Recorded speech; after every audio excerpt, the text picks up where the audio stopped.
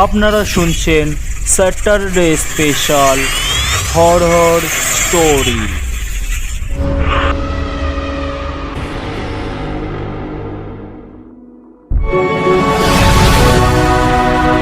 আপনাদের কাছে আবারও নিয়ে এসেছি একটি নতুন গল্প। নিত্যানন্দ খায়ের লেখা বেগুনকোদর স্টেশনের রহস্য এবং কণ্ঠস্বরে আমি গোপীনাথ। আজ রোববার, তাই কোনো তাড়া নেই। সকাল থেকে ভেবে রেখেছি গত পরশু মেলেডি থেকে কেনা ভীমসেন যোশীর কালেকশনটা শুনব।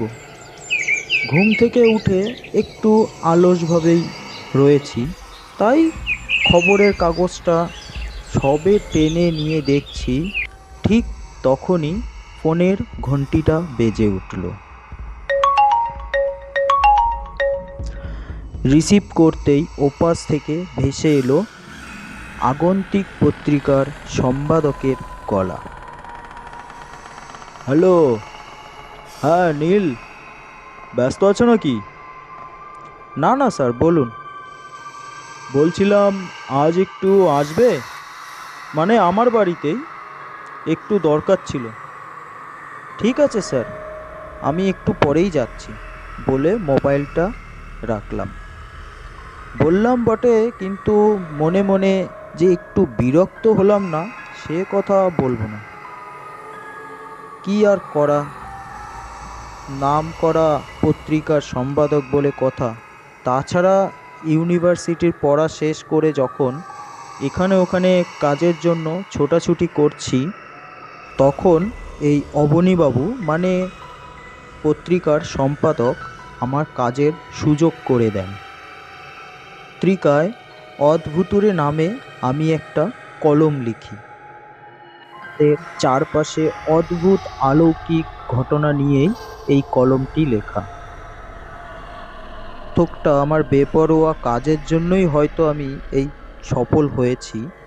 সেই সুযোগে গত 2 বছরেও কাজের উদ্দেশ্যে বেশ কিছু অভিজ্ঞতা হয়েছে। তবে লোকে যাকে ভূত বলে তার দেখা এখনো পর্যন্ত আমি পাইনি। কিছু সত্ত্বেও বলতে দ্বিধা নেই, কলমের জোরেই আগন্তুক পত্রিকার কাজটি এই 2 বছরে বেশ বেড়ে গেছে। তাতেই এই লেখালেখিতে আমার যেটুকু রোজগার হয় তাতে একরকমভাবে আমার চলেই যায়। তবে সম্পাদক মহাশয়ের বেয়ারা কিছু আবদার আমার সহ্য করতে হয়, এই আর কি। সকালের ব্রেকফাস্টটি সেরে সোজা গিয়ে উপস্থিত হলাম অবনীবাবুর বাড়িতে।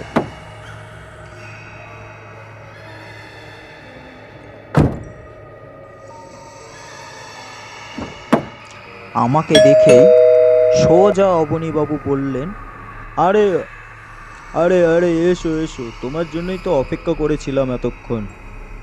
বলেই ওনার স্টেডিতে আমাকে বসতে দিলেন। কিছুক্ষণ এটা ওটা জিজ্ঞাসা করার পর আমাকে বললেন, শোনো, একটা দারুণ খবর আছে।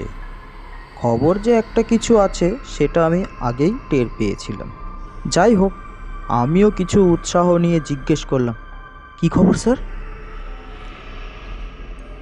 এ কথা শুনে অবনীবাবু একটু চাপা গলায় রহস্যের অঙ্গিতে বললেন, ঝালদার নাম শুনেছ? হ্যাঁ, শুনবো না কেন, পুরুলিয়ার ঝালদা তো? হ্যাঁ, একদম ঠিক। তা ওখানে তোমার যাতায়াতের কিছু আছে নাকি? যাতায়াত টাতায়াত নয় স্যার, তবে আমার এক সম্পর্কের দাদা আছেন ঝালদাতে। তবে আমার এক দুঃসম্পর্কের দাদা ঝালদায় পঞ্চায়েতে কাজ করেন।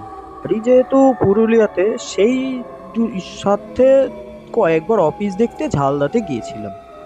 আমার কথা শুনে অবনীবাবু মনে হলো যে একটু নিশ্চিন্ত হলেন। বললেন, বাহ বাহ, বেশ বেশ বেশ, তবে তো আর কোনো চিন্তাই রইল না। আসল কথাটা তবে এবার বলি, শোনো। ঝালদার আগেই বেগুনকোদর নামে একটা স্টেশন পড়ে, জানো? এবার আমিও বেশ একটু উৎসাহ পেয়ে গেলাম কথা শুনে। হ্যাঁ, ও ভুতুরে স্টেশনটা তো এই তো কয়েক 2009 সাল থেকে শুনলাম সেখানে আবার ট্রেন চলাচল শুরু হয়েছে। পেপারে দিয়েছিল প্রায় 42 বছর পর সেই স্টেশনে আবার ওখানে ট্রেন থামলো। খুব সম্ভবত রাঁচি হাটিয়া প্যাসেঞ্জার ট্রেনটি ওখানে থামে। অবনীবাবুর মুখে প্রশংসার হাসি কথা শুনে। তা একদম ঠিক শুনেছ।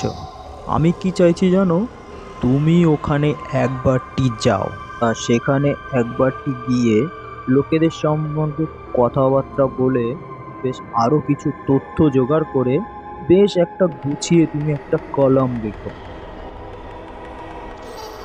ওই স্টেশন নিয়ে খবরের কাগজে লোকমুখে চর্চা হলেও কোনো মাসিক পত্রিকায় ওই নিয়ে লেখালেখি হয়েছে কি না এমন তো আজ পর্যন্ত আমি শুনলাম না। কাজেই এই বিষয়ে আমরাই পারে নিয়েই হব। হ্যাঁ হ্যাঁ হ্যাঁ হ্যাঁ, তুমি বরং আগামী শুক্রবারই রওনা হয়ে যাও, বুঝলে? আমি তোমার টিকিটের ব্যবস্থা এই মুহূর্তে করে দিচ্ছি। সেই মতো আমি শুক্রবার রাতেই হাওড়া থেকে চক্রধরপুর প্যাসেঞ্জার ধরে সোজা শনিবার সকালে পুরুলিয়া স্টেশনে এসে পৌঁছালাম।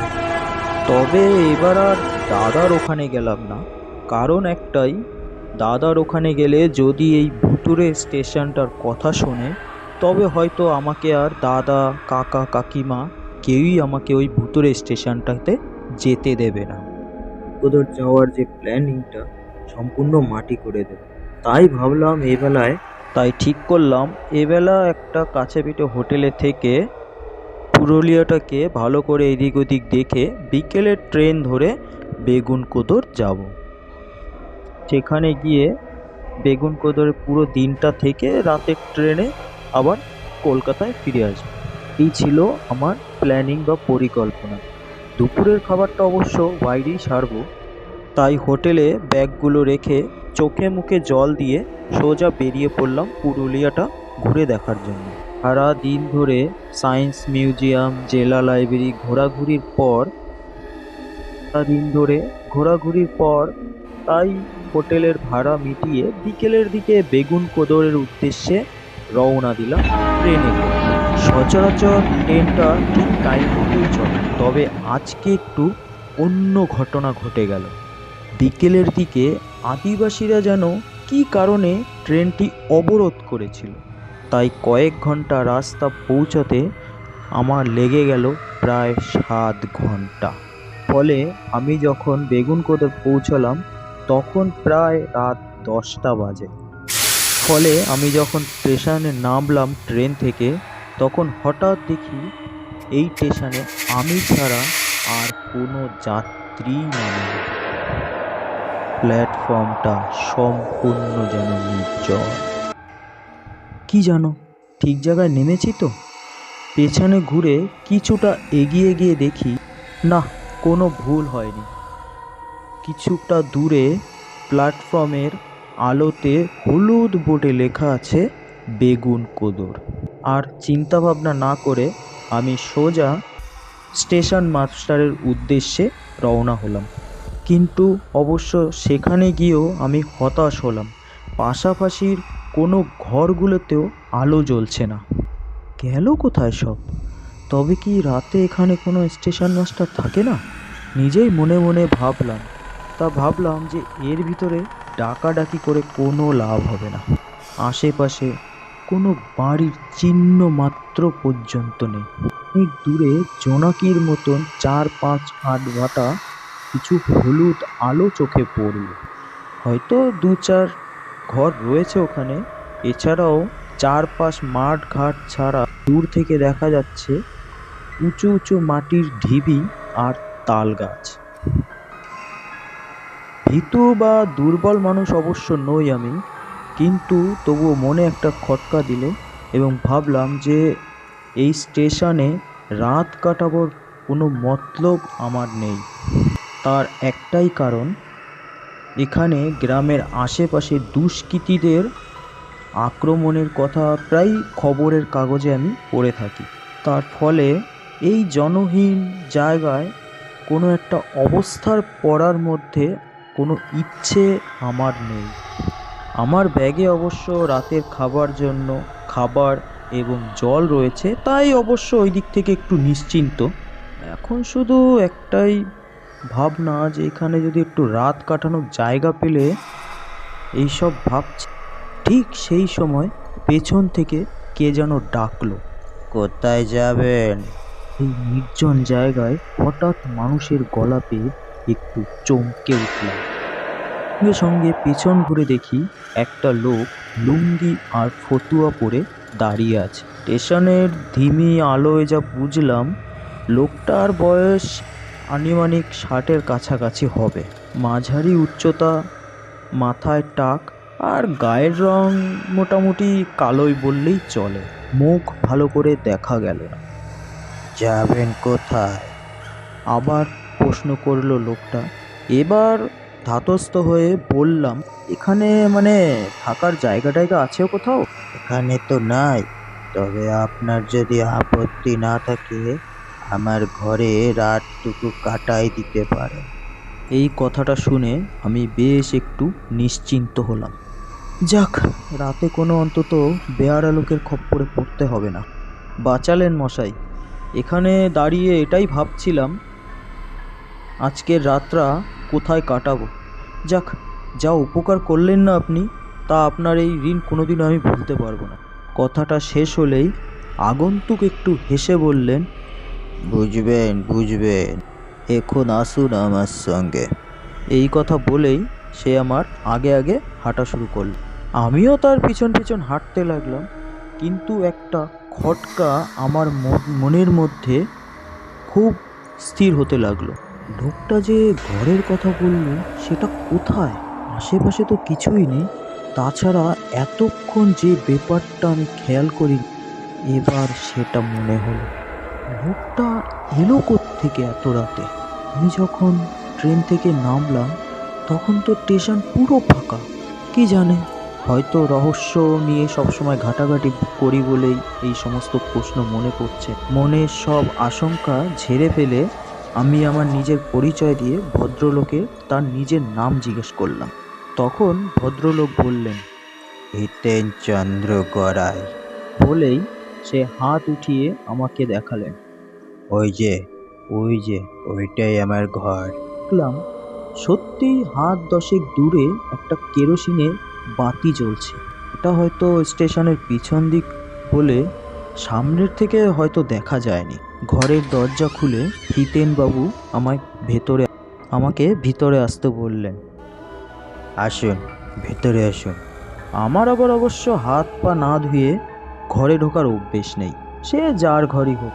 তাছাড়াও স্টেশনে এতটা পথ জার্নি করে এসেছি, একটু হাতে মুখে চোখে জল না দিলে তার হচ্ছে না। তাই কিছু মনে না করে তাকে জিজ্ঞেস করলাম ইতস্তত হয়ে, না বলছি যে একটু হাত পা ধোয়ার জন্য জল পাওয়া যাবে? হ্যাঁ হ্যাঁ, নিশ্চয়। এই বলে হিতেনবাবু বাঁ দিকে দেখিয়ে দিয়ে বললেন, ওই দিকে দেখছো, ওই দিকে একটা কুয়ো আছে, তবে একটু কষ্ট করে জল তুলে নিতে হবে। না, তার কষ্ট কিসে, ঠিক আছে আমি এক্ষুনি আসছি। বলে ঘরের দাওয়ায় ব্যাগপত্র রেখে কুয়োর দিকে হাত পা ধুতে তখন আমি গেলাম। তারপর ফিরে এসে ব্যাগ থেকে তোয়ালে বের করে হাত মুখ মুছে ভেতরে ঢুকলাম। তবে ঘরে আসবাবপত্র বেশি কিছু নেই। 2টো চৌকি, একটা আলমারি, আর ওই একটা স্যুটকেস, আর ওই জামা কাপড় ঝোলানোর জন্য একটা দড়ি, এই যা, আর কিচ্ছু নেই। ঘরে ঢুকতেই ডান দিকে বেড়া দেওয়া একটা ছোট্ট ঘর বলে মনে হলো। রান্নাঘরটার হবে হয়তো। হিতেনবাবুকে তখন আমি জিজ্ঞেস করলাম, বলছিলাম যে আপনার বাড়িতে আর কেউ নেই? না, আমি বিয়ে করিনি, একলাই থাকি। স্টেশনবাবুর ভাই ফরমাস করে দিই, রান্না করে দিই, তাতেই আমার চলে যায়। এতক্ষণ পর আমার কথাটা তখন মনে পড়লো। আচ্ছা, এখানে স্টেশন মাস্টারের তার দেখা তো পেলাম না, তিনি কি কোথাও গেছেন নাকি? এই কথা শুনে হিতেনবাবু একটু হেসে বললেন, যাবেন আবার কোথায়, আমাদের কি আর যাওয়ার কোথাও জো আছে? আশপাশেই কোথাও আছে। এই দিকটা আবার চুরি ডাকাতিটা তো খুব বেড়েছে। স্টেশনের গুদামে মালপত্র থাকে তো, তাই হয়তো ওই দিকটা দেখা করতে গেছে। আচ্ছা, আপনি এত রাতে এইখানে এলেন কেন? হ্যাঁ, দুঃসময়ে যে মানুষ অন্তত পাশে থেকে সাহায্য করে, তাই আমি ভাবলাম তার কাছে কোনো কিছু গোপন রাখাটা ঠিক নয়। অবশ্য তখন আমি তাকে সব কিছু খুলে বললাম। সেই শুনে, সে কথা শোনার পরে মুহূর্তের মধ্যে হিতেনবাবুর মুখটা যেন গম্ভীর হয়ে গেল। কিন্তু তারপরে সে মুখে একটু বিনয়ী ভাব এনে বললেন, হ্যাঁ হ্যাঁ, দেখেন দেখি, কথায় কথায় আপনাকে খাওয়ার কথা বলতেই ভুলে গেছি। আরে না না হিতেনবাবু, আপনিও তো ব্যস্ত হবেন না। অবশ্য রাতের খাবার আমার সঙ্গে আছে, সে আমি খেয়ে নেব। আপনি বরং এই স্টেশনটার সম্পর্কে আমাকে কিছু বলুন। মানে এই স্টেশন নিয়ে যে সমস্ত ভুতুড়ে কথাবার্তা শোনা যায়, আসলে কি সেগুলো সব সত্যি? কোনো এক মেয়ের প্রেতাত্মা নাকি এই রেল লাইনের ওপর দিয়ে হেঁটে বেড়ায়, আপনি দেখেছেন কখনো? হিতেনবাবু এক সময় আমার মুখের দিকে তাকিয়ে আবারও সে চোখ নামিয়ে নিলেন, বললেন, গল্প তাই হবে হয়তো, তবে আমার কাছে তো মনে হয় এই সেদিন ঘটলো ঘটনা। আমি যে নিজের চোখে ঘটতে দেখেছি, তাও প্রায় আজ থেকে 40 বছর আগে। আমাদেরই গ্রামের এক মাইয়া শিউলি, তার সাথে বিয়া হয়েছিল আমাদেরই পাশের গ্রামের একটা ছেলের সাথে। নাম হরেন মাহাতো। দুজনকেই বটে চিনতাম। শিউলিকে তো আমি হতেই দেখেছি, আমাকে কাকা কাকা বলে ডাকতো। বিয়ের কয়েক মাস তো বেশ ভালোই কাটলো, কিন্তু তার কয়েক মাস পরে শুরু হলো উৎপাত। হরেন প্রায় রোজই মদ খেয়ে এসে শিউলিকে মারতো। সেই ছোট্ট থেকে মেয়েটিকে দেখি। আমার হয়তো অবশ্য নিজের মেয়ে থাকলে ওই বয়সেরই হতো। তাই অবশ্য ওর কথা ভেবে আমার খুব খারাপ লাগতো। মা মরা মেয়ে, বাপটারও শরীর ভালো ছিল না, কোন দিন মরে যাবে সেই ভেবেই তাকে বিহা দিয়েছিল। তবে কিন্তু হলো তার উল্টা, বাপটা বেঁচে গেল কিন্তু মরল মেয়েটা। সেদিন রাতে স্টেশনবাবু গুদামের দিকে দেখতে গেছিলেন, আর তখন অবশ্য আমি স্টেশনের বেঞ্চিতে বসে একটু গড়াচ্ছিলাম। বাইরে তবে বেশ হাওয়া দিচ্ছিল, তাই চোখটা একটু লেগে এসছে। এদিকে আবার মালগাড়ি আসারও সময় হয়ে গেছে। ঠিক এমন সময় শুনি একটা মেয়ে মানুষের গলা, সে গপিয়ে গপিয়ে কাঁদছে। তাই ভাবলাম এত রাতে এখানে মেয়ে মানুষ আসলো কি করে। এই দেখে তাড়াতাড়ি হড়হড় করে উঠলাম। উঠে একটু এগিয়ে গিয়ে দেখি, এমা, এ তো শিউলি কাঁদতিছে। আমি তাড়াতাড়ি কাছে গিয়ে বললাম, কি রে, তুই এখানে এত রাতে কি করছিস আর কাঁদছিস কেন? হরেন হরেন আমাকে না বদ রাস্তায় নামাতে চায়, তাই আমি রেগে গিয়ে না ওকে গালি দিয়েছিলাম। ও আমাকে আজ খুব মেরেছে, তাই আমি আর বাঁচবো না কাকা। তাই আমি আমি আজ মরবই, আমি মরবই। না না, ওসব কথা বলিস নে মা, সব ঠিক হয়ে যাবে। যা বাড়ি যা, তোর কপালটা এরকম, তুই আর কি করবি বল। এর মধ্যেই দেখি স্টেশন বাবুও সেখানে এসে উপস্থিত হয়েছেন। সব কথা শুনে তিনি তো খুব রেগে গেলেন। সমস্ত বদমাইশদের না জেলে দেওয়ার দরকার, জেলে, আর কোথাও না। কাঁদিস না মা, যা ঘরে ফিরে যা। কাল না হয় আমি একবার নিজেই যাব, বুঝলি? যা এখন ঘরে যা। অবশ্য একা তুই বাড়ি যাবি কি করে? হিতেন, তুমি একটু ওকে বাড়ি পৌঁছে দিয়ে এসো, যাও। এই বলে স্টেশন বাবু ওখান থেকে চলে গেলেন। তখন আমি শিউলিকে বললাম, এই বেঞ্চিটাতে বস, আমি একটু হেরিকেনটা নিয়ে আসি। এই বলে আমি ঘরের দিকে আসছি, ঠিক তখন মালগাড়ির আওয়াজটা আমি শুনতে পেলাম। কি বলবো আপনাকে, তখন ভয়ে ভিতরটা যেন কেমন মোচড় দিয়ে উঠল। আমি ছুটে গেলাম তখন স্টেশনের দিকে।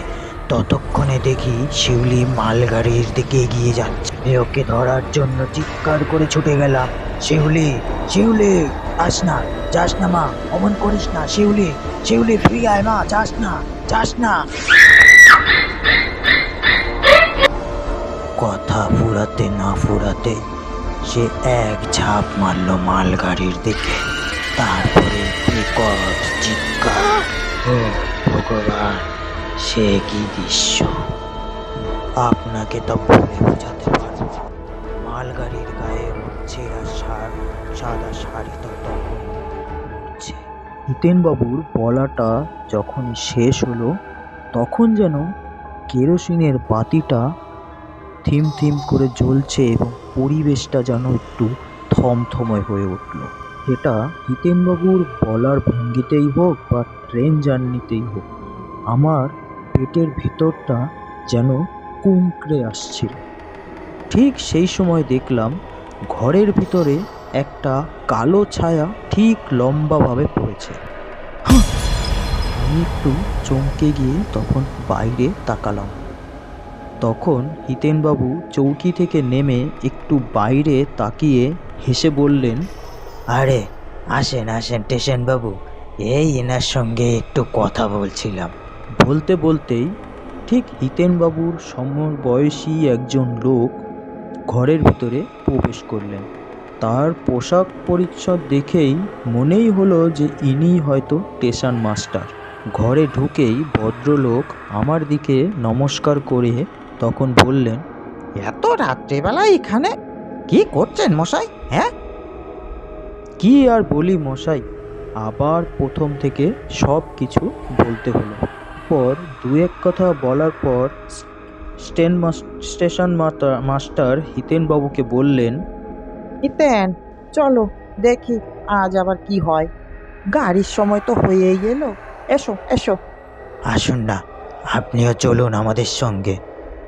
এই বলে হিতেনবাবু আর স্টেশন মাস্টার তখন স্টেশনের দিকে হাঁটতে শুরু করলেন। কোথায় যাচ্ছেন দুজনে এ কথা মনের ভিতরে আসলেও আমি তাদের মন্ত্রমুগ্ধের মতন অনুসরণ করতে লাগলাম। স্টেশনে এসে দেখি কেউ কোথাও নেই। গেল কোথায় সব? তবে দু একবার ডাকাডাকিও করলাম, হিতেনবাবু, হিতেনবাবু, কিন্তু কই?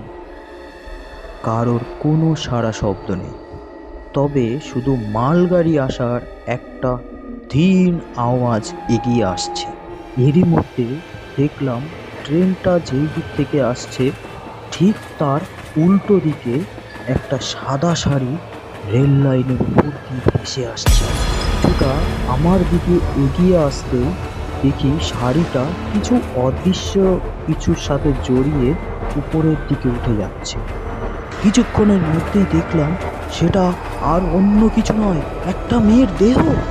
অক্ষত দেহ নয়, মাথাটা যেন পিছনে ঘাড়ের মধ্যে ঝুলছে, ডান হাতের চামড়ার অংশটা যেন কোনো কিছুর সঙ্গে একটা লেগে আছে, অথচ দেহটা যেন ভেসে যাচ্ছে শূন্য সেই মালগাড়ির উদ্দেশ্যে। তখন এই দৃশ্য দেখে আমি পাথর হয়ে গেলাম। তখন মুহূর্তের মধ্যেই আমার সব ধ্যান লুপ্ত হয়ে গেল। এটা কি বাস্তব না স্বপ্ন? শুধু এটুকু বুঝতে পারলাম, আমি চাইলেও আর জায়গার থেকে নড়তে পারছি না। তখন আমার হৃৎপিণ্ড অসংখ্য জোরে জোরে লাফাতে শুরু করেছে। হয়তো আমার হৃৎপিণ্ড এখনই ফেটে যাবে। কিন্তু এরই মধ্যে আরও একটা দৃশ্য বিস্ময়ের শেষ সীমাটুকু অতিক্রম করে গেছে। দেখলাম কোথা থেকে হিতেনবাবু আর স্টেশন মাস্টার এই দিকেই দেহটার দিকে ছুটে যাচ্ছে। দুজনে মিলেই সেই দেহটার উদ্দেশ্য করে ছুটে চলেছেন সেই আসতে থাকা মালগাড়িটার উদ্দেশ্যে। তখন মুহূর্তের মধ্যেই সেই মালগাড়িটা ওদের তিনজনকে একদম উপর দিয়ে ছিন্ন ভিন্ন করে ছুটে চলে যেতে লাগলো। এইরকম দৃশ্য আর মালগাড়ির সাউন্ড এবং দেখে আমার শরীরটা পুরোপুরিভাবে কেঁপে উঠল। তখন আমি সেখানে এই দৃশ্য দেখে মাটিতে লুটিয়ে পড়ে গেলাম। তারপর আমার আর কিচ্ছুই মনে নেই। আর যখন আমার জ্ঞান ফিরল তখন সকাল হয়ে গেছে, আর আমি সেখানেই পড়েছিলাম।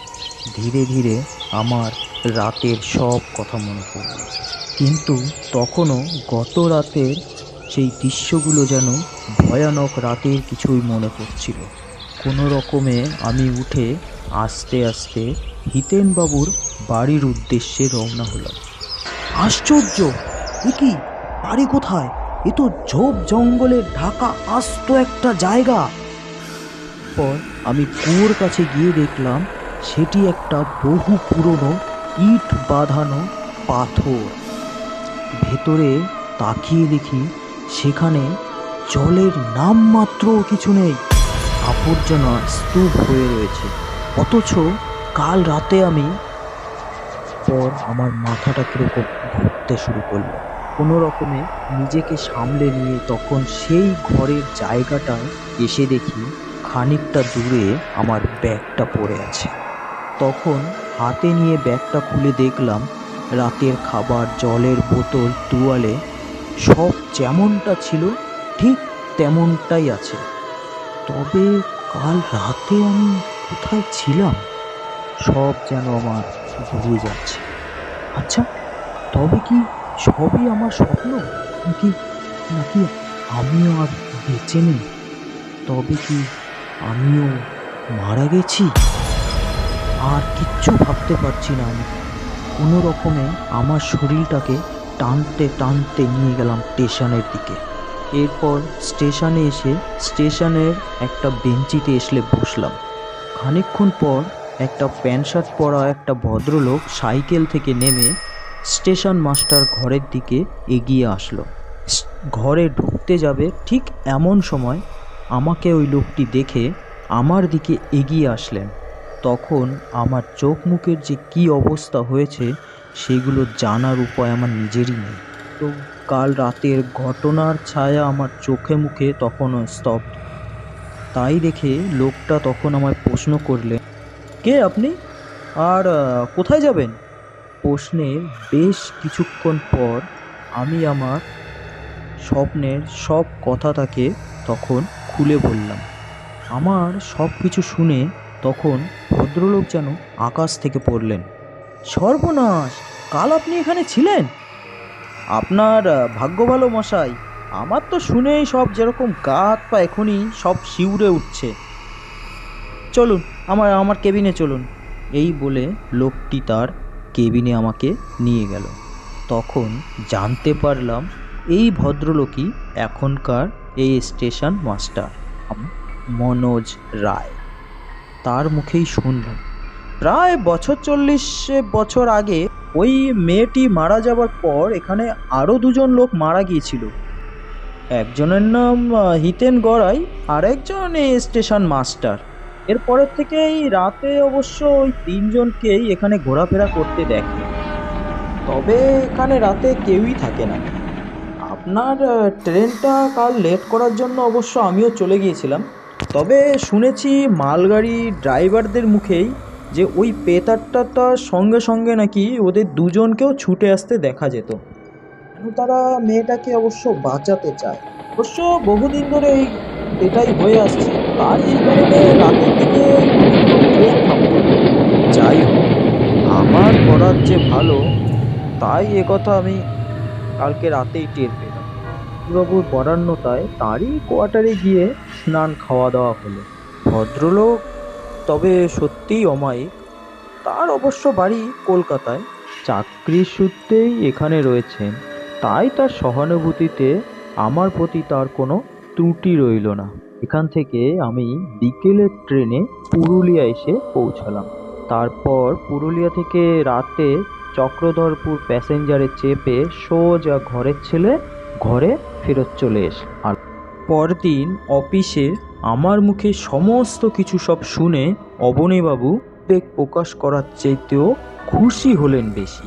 কি দেখলে তো, কেমন একটা রোমাঞ্চকর অভিজ্ঞতা হলো বলো? যাও, এবার কদিন তোমার ছুটি। ঠান্ডা মাথায় ঘরে বসে জম্পেশ করে একটা গল্প লিখে ফেলো। আর এই কথায় সেটা যে কি বলবো তাই ভেবে না পেয়ে অবনীবাবুর কাছ থেকে বিদায় নিয়ে দরজার দিকে পা বাড়ালাম। নীল, কিন্তু আবার পিছু ডাক। মনে মনে একটা বিরক্তির ভাব এলো। ধুর, ভাল লাগে না আর। আচ্ছা বলছিলাম যে তুমি বিষ্ণুপুর গেছো কখনো? কোন বিষ্ণুপুর? কয়টা বিষ্ণুপুর আছে? আমি বাঁকুড়ার বিষ্ণুপুরের কথা বলছি। না মানে অবশ্য নদিয়াতেও একটা বিষ্ণুপুর আছে, তো আমি তারই কথা বলছিলাম।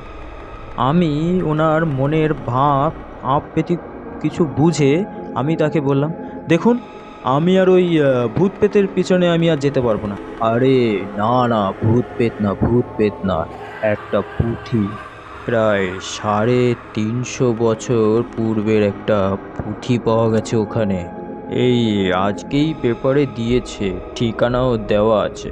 পুরনো দলিল দস্তাবেজের প্রতি খুব আগ্রহ আমার একটা খুব বেশি। এটা জেনেই তখন অবনীবাবু এই টোপটা আমার কাছে ফেললেন। বেশ, বুঝতে পারছি। তা আমি তাকে বললাম, তা কি করতে হবে আমায়? বিশেষ কিছু না, তবে তুমি সময় মতো করে সেখানে একবার একটু ঘুরে এসো, বুঝলে? ওই তারপরে একটা জমাটে আর্টিকেল, বুঝলে? এই আর কি। সংক্ষেপে বলে আমি সবেই দরজার দিকে ফিরবো, এমন সময় অবনীবাবু স্বর একটু নামিয়ে বললেন, পুঁথিটার বিশেষত্ব কি জানো? ইতিমধ্যে রটে গেছে পুঁথিটা নাকি অপায়া।